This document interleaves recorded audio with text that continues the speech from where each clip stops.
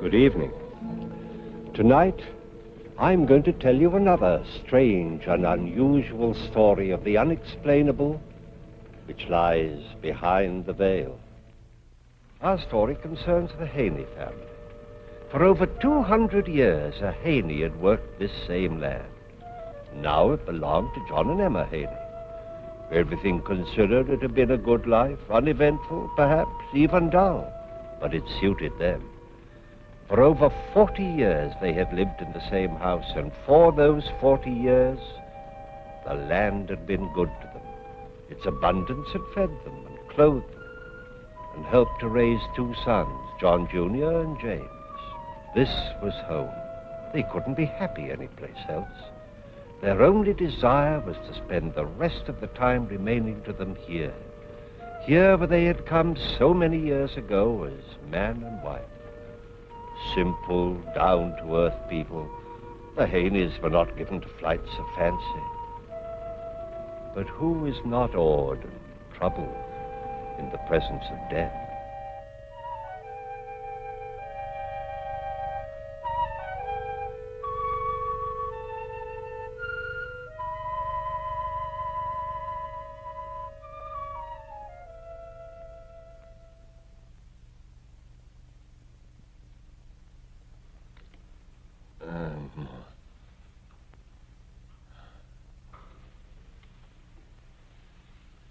Yes, John?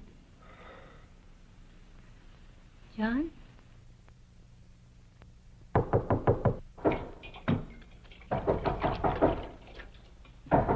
All right, I'm coming. Jamie. Well, you're going to keep me out here all night? No. Come in, Jamie.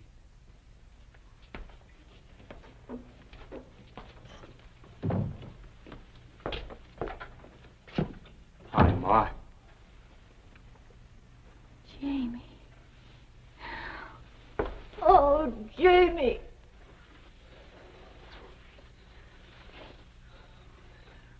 You've changed, Johnny. Still not having any fun, are you? Being on a farm by yourself doesn't leave much time for fun, Jamie. John's been working awful hard, Jamie. He would. Old, dependable Johnny. Let me fix you something to eat. No, thanks, Ma. I eat in town. Some coffee, then, and a piece of pie? All right. Just a small piece, Ma.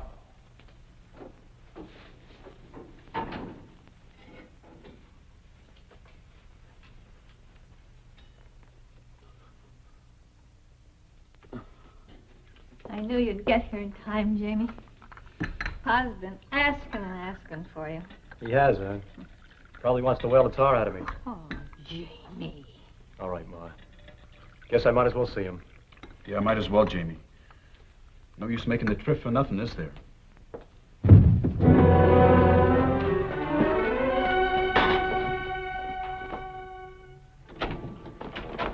John! He's all right. Take his feet, Jamie. We'll get him back to bed.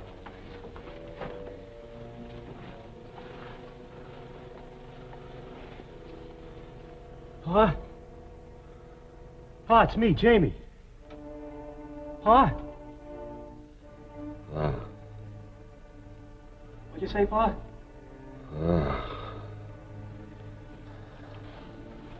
Did he make much sense? No, just mumbling. He's been like that for 2 days now. He knew he would, Jamie. I know he did. Sure. Sure he did, Ma. Let's go downstairs. Go on, Johnny. I'll be down in a minute.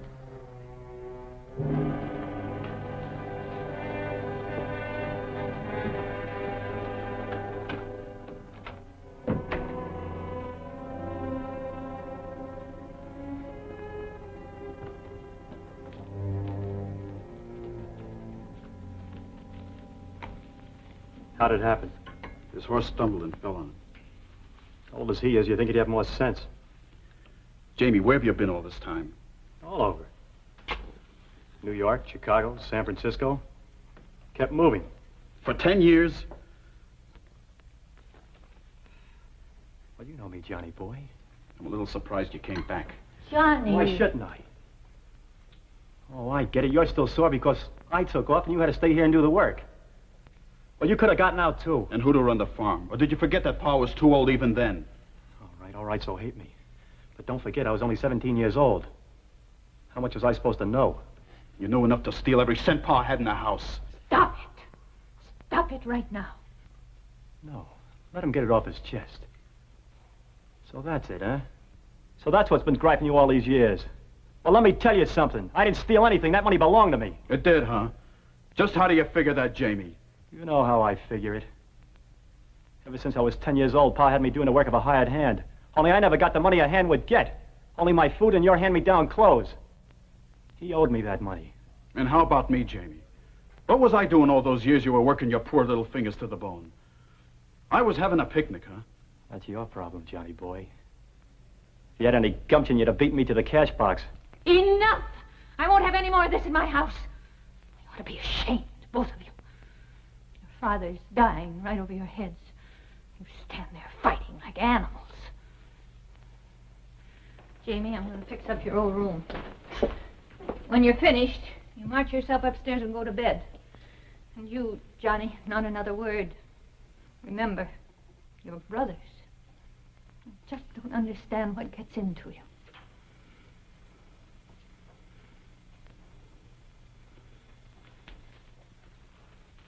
Here, Ma, let me help you.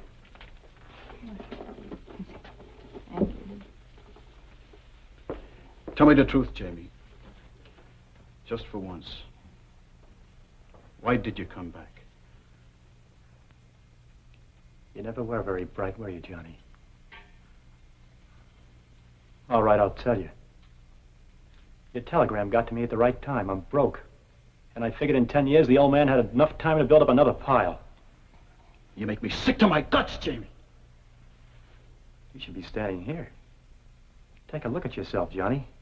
You're only 3 years older than I am, and anybody would take you to be my father. You should be sick. You outsmarted yourself this time, Jamie. You made the trip for nothing. If Pa dies, you don't get a dime.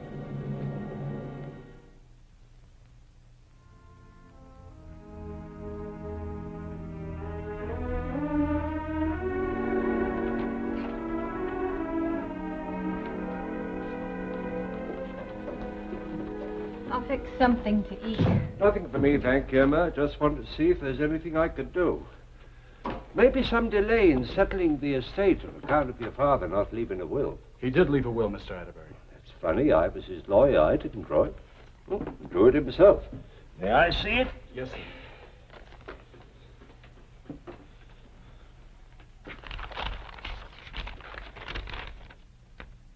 Leaves everything to you, Johnny. Knowing that as head of the family, you will take care of your mother and young brother. Johnny, I'm so glad.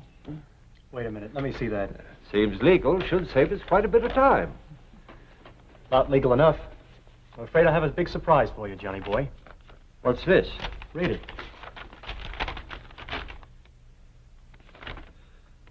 To my youngest son, James, I leave all my worldly possessions and trust that he will provide for his mother as long as she lives, and it is my hope that he will do what is fair for my eldest son, his brother, John Jr. And which is the legal one? Yours is dated August the 8th, 1892. Jamie's dated July 14th, 1898. Jamie's the one that'll stand up in court. Can't imagine what he was thinking about. 2 wills. John knew what he was doing. I know what he was thinking. You knew his temper, Mr. Atterbury. Pa and me had a real knockdown and drag out of my wanting to enlist for Cuba.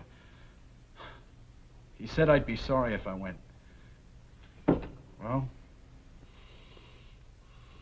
Why all the sour faces? Ma has nothing to worry about. And you know I'll take care of you, Johnny boy. I'm sure you will, Jamie.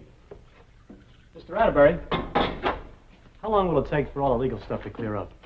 What's your hurry, Jamie? Well, I thought I'd put the farm on the market as soon as I can. Jamie, you're not going to sell the farm. It's our home. Oh, now, Ma. You know I'm not cut out to be a farmer. Besides, we ought to get a good price for it right about now. But Jamie... Where'll Ma go, Jamie? Don't worry about that. I'll take care of her. Where, Jamie? Well, you always wanted to visit Aunt Martha in Kansas. Now's your chance. Oh, but Jamie, that was only for a visit. I can't imagine living any place but here. When she gets back from a visit, what then, Jamie? Well, Ma deserves a rest. You know, at her age, she ought to take it easy. I thought we'd get her a room for her at Mrs. Chalmers. That's nothing but a home for old folks. You'd like it, Ma. You wouldn't have to work anymore, and there'd be people your own age to talk to. You know what I mean, Johnny. Sure. I know what you mean, Jamie. To get her off your hands for the rest of your life, you'd like her to sit on a porch and rot. That's what I get for being a nice fella. Well, this is my farm. Pa left it to me, and I'll do what I like. If Ma don't do what I want, okay, you can take care of her. What are you doing? Johnny! Stop it, you two. You hit me, you won't get a cent. Johnny, stop! Listen to me! Jamie's right. I have been working too hard. I'm tired. You know I want to see Martha again, and when I come back, I'd like to live at Mrs. Chalmers. I think it'd be very nice. All right, Ma. I'll be good. Mr. Atterbury, how do we go about breaking that will? I wouldn't try that, Johnny. Well, I don't know, Johnny. Father was of sound mind when he wrote it. Well, how about the part about taking care of Ma? You call throwing her into a home taking care of her? You know Pa didn't mean that. Well, there could be a chance of stopping the sale of the farm or preventing the dissipation of the assets during your mother's lifetime. Don't you worry about Ma. I'll take care of her. You just mind your own business. Now, I'll tell you something. Get out of my house. Jamie, he's your brother. Then why don't he act it? He's been beating on me ever since I got here. You heard him. Now, this is my house, and I want you out of here. Johnny, he's upset. Maybe for a little while, till he cools off. Will you take the case, Mr. Atterbury? Yes, Johnny. I'll take it. All right, Jamie. I'll get out of your house. For now. Have your fun while you can.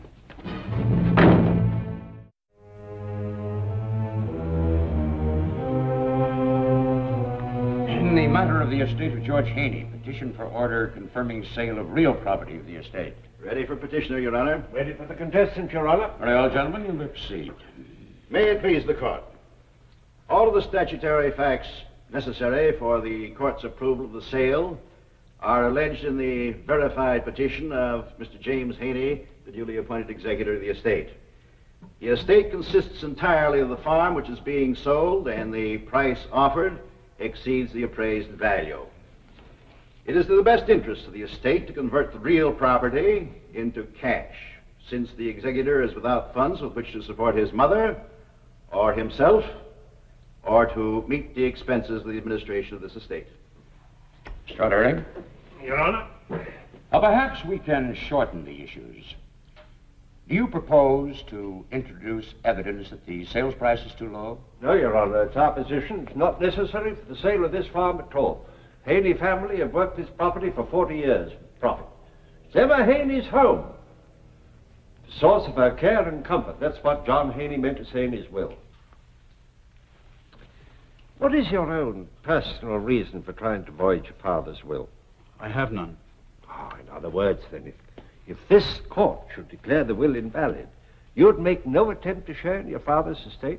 No, sir, I would not. Then why has this case been brought to trial in the first place? Just want to make sure that my mother gets what's rightfully hers. Well, now, the wording of the will's quite plain. Your brother James is to take care of your mother. Have you any doubts that he will? I sure do.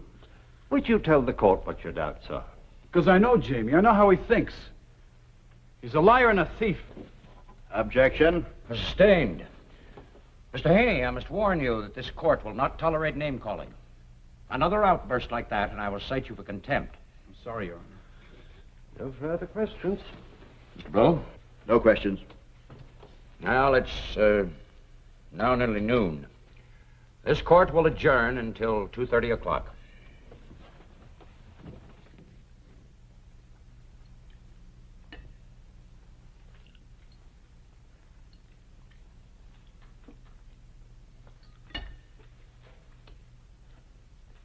I gotta run, Ma. I got a date with a customer for the farm. Jamie, do you have to sell? Yes, I have to. Now don't you start on me, Ma. I had enough trouble with Johnny. I'll pick you up in time for court.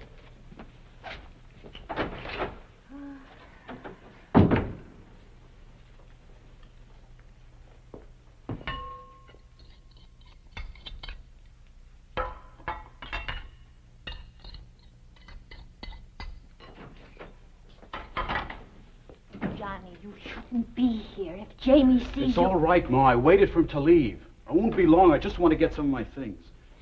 Please hurry. I don't want any more trouble.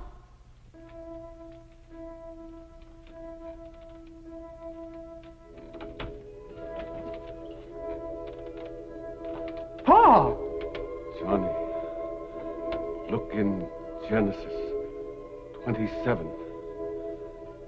What? What'd you say, Pa? Genesis 27. What about Genesis 27, Pa? Johnny? Yeah, Ma, what is it? Johnny, who are you talking to? Nobody, Ma. Nobody. I thought I heard voices. Are you all right, Johnny? Yeah, Ma, I'll be down in a minute, Ma.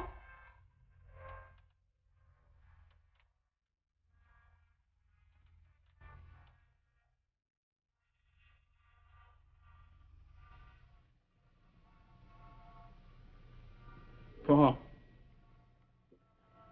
Pa.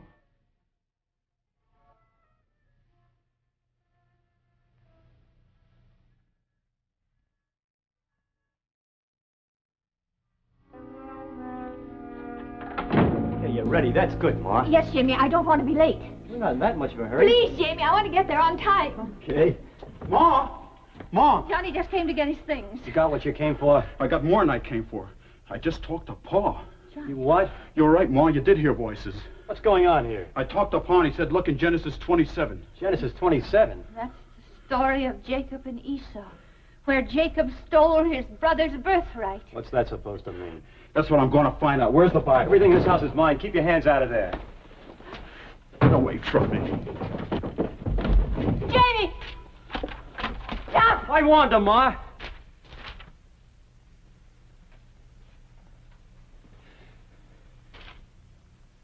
What's the matter, Johnny? Nothing in it? What'd you expect to find, a new will? There is no other will. And I'll tell you something else. The next time I find you in here, even mine ain't gonna stop me from putting a load of buckshot in you. Now get out of my house and stay out. Please go, Johnny. Johnny boy, might as well take Genesis 27 with you.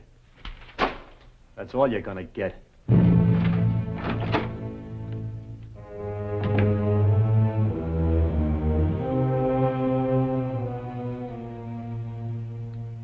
Mr. Haney, much has been made of the fact that you wish to sell your farm and place your mother in what has been called an old folks' home.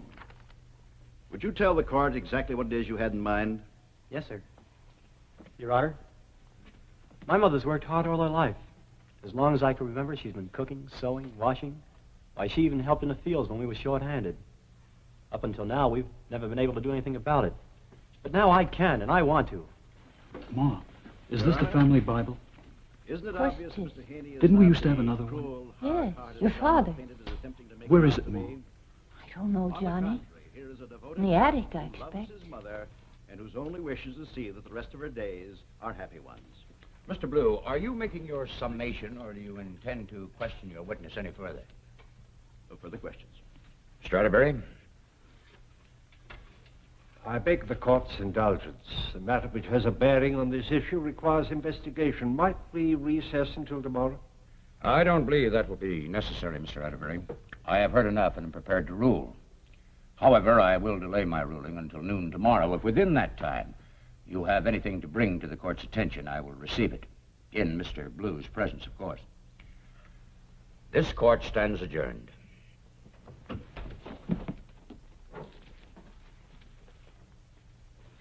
Ready, Ma?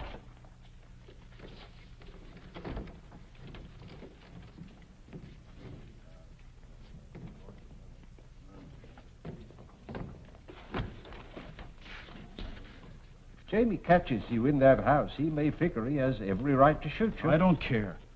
Pa wasn't the kind to play practical jokes. I saw him as plain as I see you.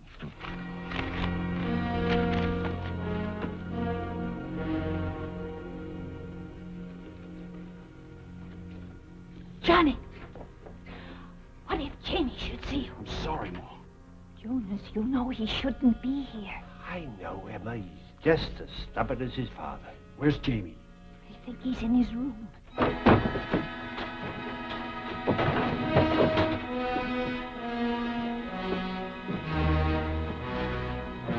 don't want any more trouble. I don't plan on causing any more.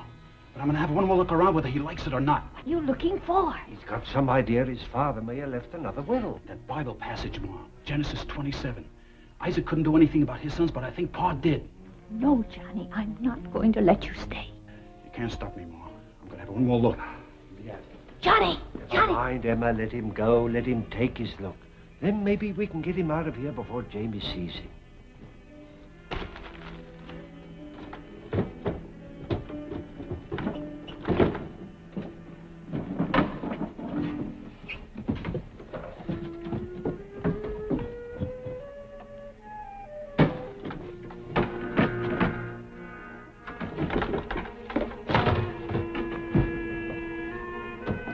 What are you doing here?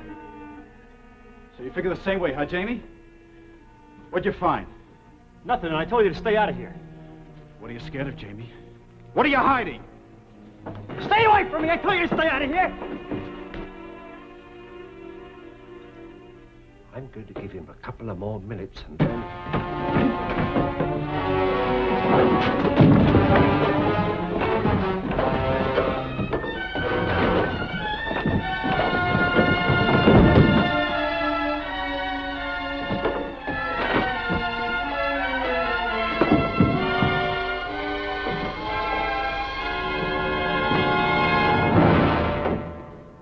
Kill him! What's the matter, Jamie? They'll hang you.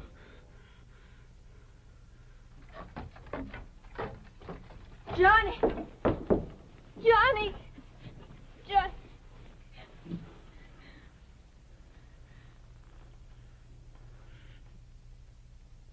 The Bible. He's got it.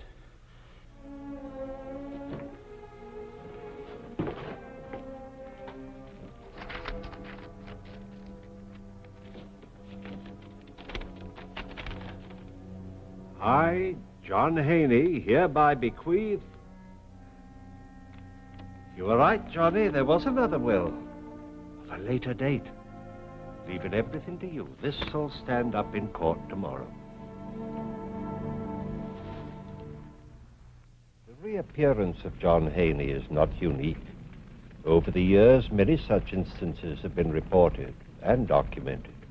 In fact, the event on which tonight's story is based was directly responsible for a ruling by a court of law, the only one of its kind in our legal history.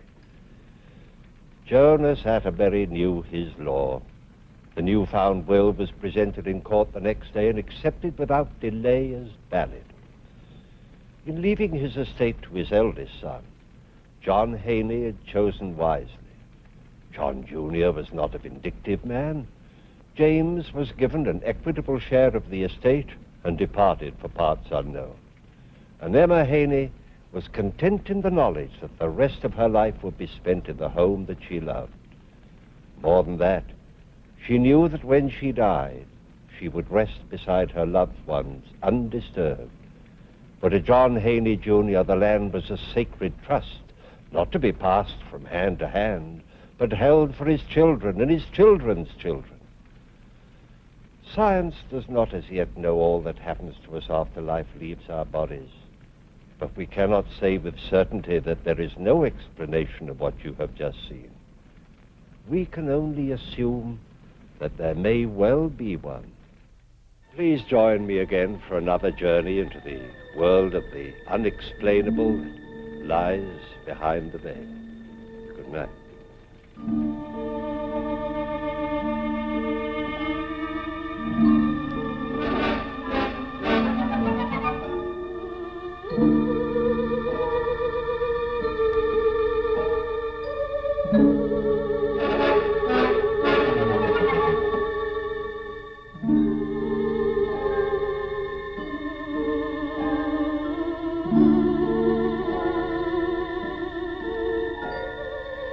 Thank you.